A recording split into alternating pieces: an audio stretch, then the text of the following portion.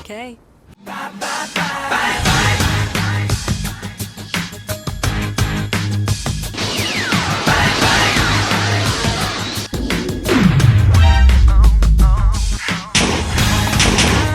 Doing this tonight. You're probably gonna start a fight. This can't be right. Hey, baby, come on. I loved you endlessly. You weren't good for me, so now it's time to leave. Can't make it wrong. I know that I can't take no more. Ain't no lie.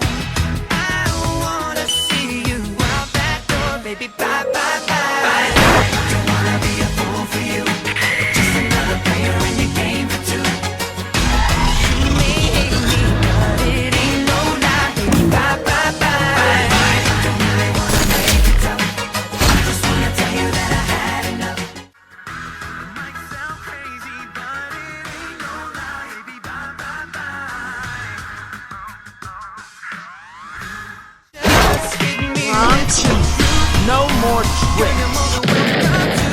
So give me one good reason, baby, come on.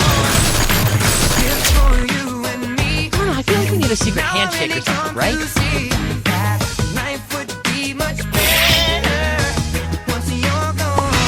I know that I can't take no more. It ain't no lie. I wanna see you out that door, baby. Bye, bye, bye.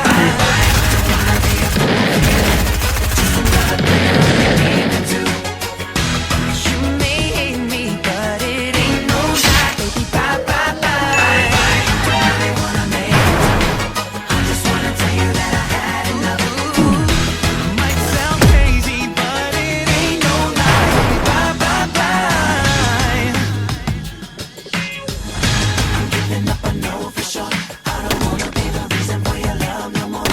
Bye, bye. I'm trying out time, you know. I don't wanna be the loser, and I've had enough. I don't wanna be your fool in this game for two, so I'm leaving.